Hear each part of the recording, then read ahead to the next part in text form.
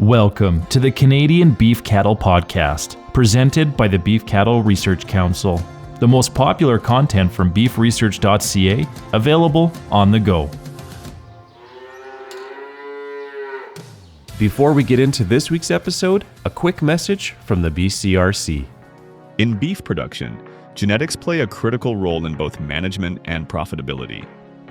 Regardless of the size of your operation, or whether you are a commercial or purebred breeder, keeping records is an important part of managing your herd genetics. It's not enough to simply know which data to collect, you have to know how to use it. To assist producers with this process, the Beef Cattle Research Council, BCRC, in partnership with Alberta Beef Producers, Saskatchewan Ministry of Agriculture, Canadian Beef Breeds Council, University of Guelph, and the Maritime Beef Test Station, launched a free Records for Tracking Genetic Improvements email course in February 2024.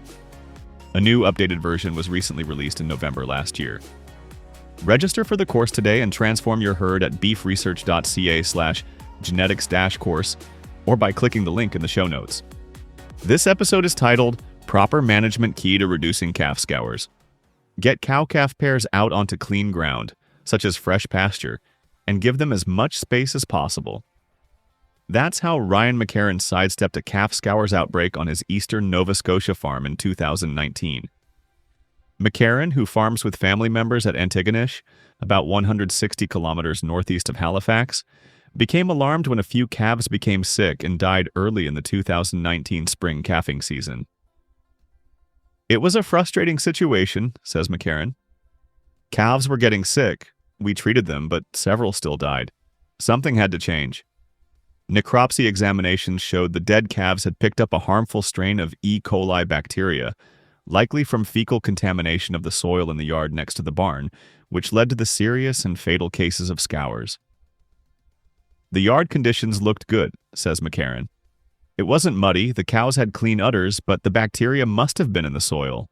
As soon as we realized the problem, we moved everything out onto fresh ground and made sure they had as much space as possible. And as cows calved, we'd keep moving them to fresh areas.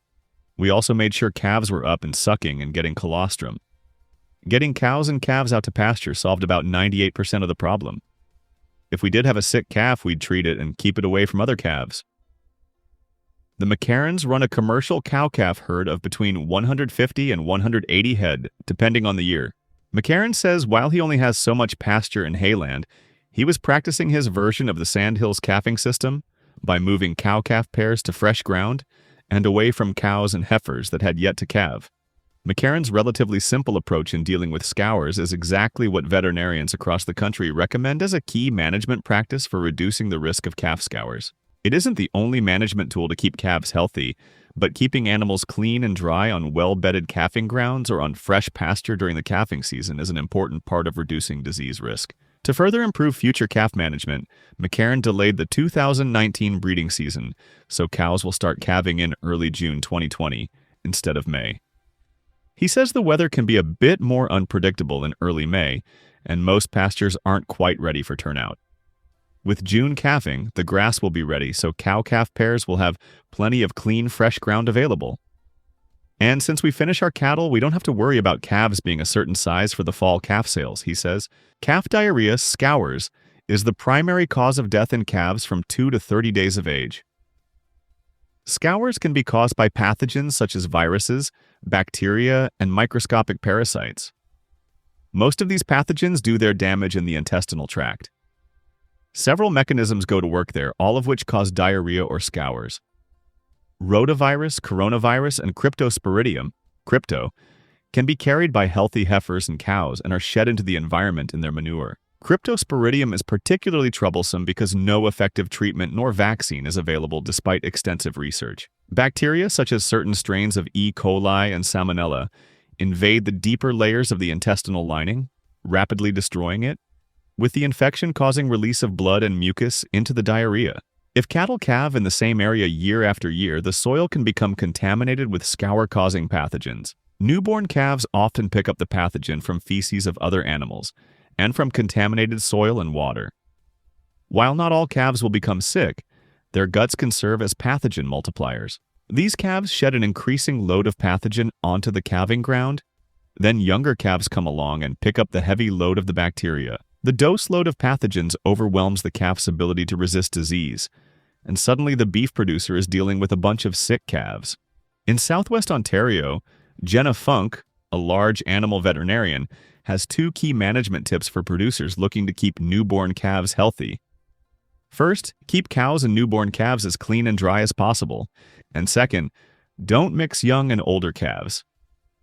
I don't think you can use too much bedding, says Funk. It is particularly important to keep newborn calves clean and dry. You don't want them to be in mud or to get cold, wet, and chilled.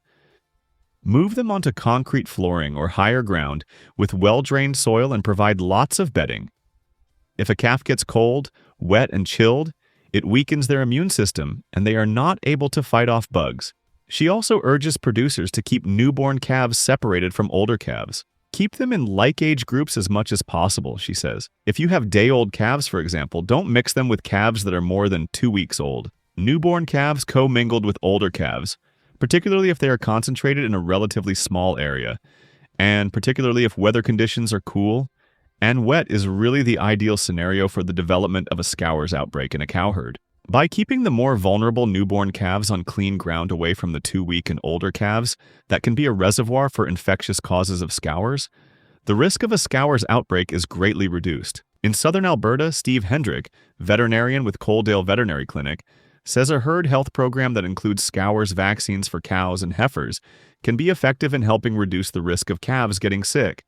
But at the same time, it is no silver bullet either. Proper management and production practices need to be applied as well. Vaccines can be quite effective, and we've probably seen more uptake in producers vaccinating the first and second calf heifers, says Hendrick. The longer cows have been around, it is generally expected their first milk, their colostrum, will probably carry more of a punch in terms of providing calves with disease immunity. With younger cows, the colostrum may not be as good, or the calf may not get as much.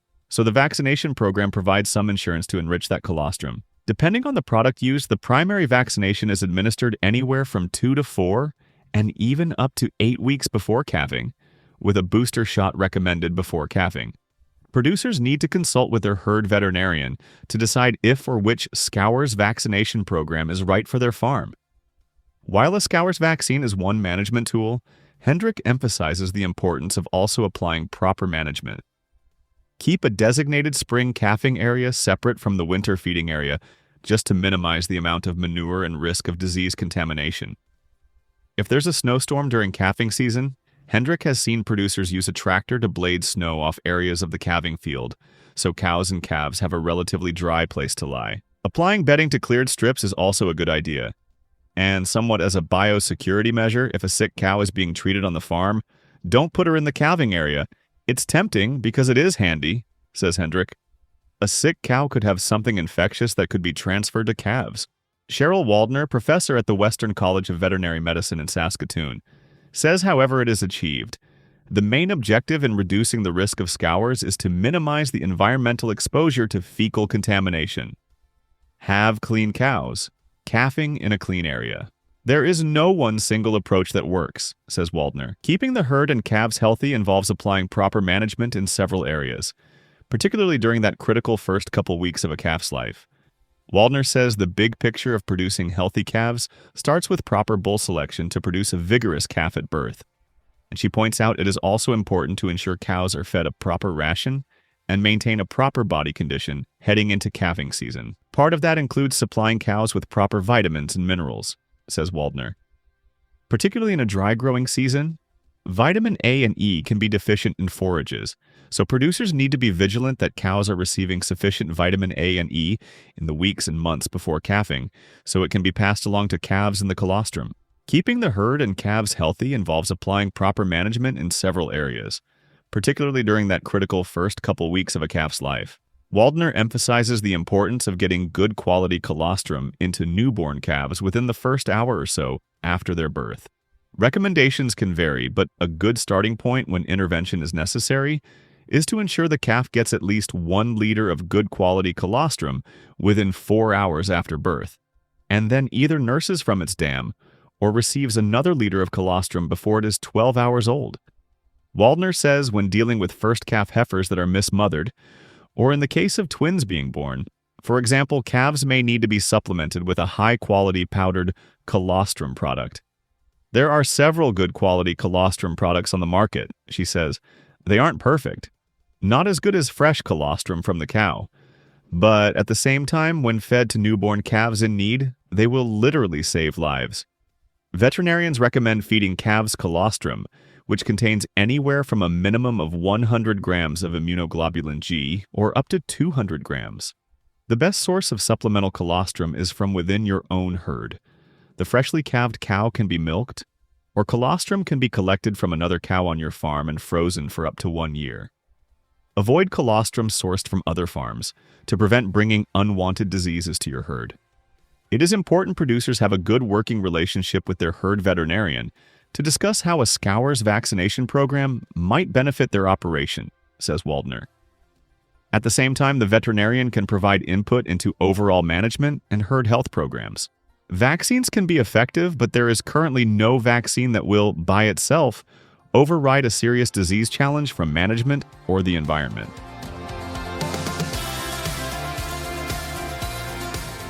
Thank you for listening to this week's episode. You can find all relevant links and information at beefresearch.ca or in the show notes.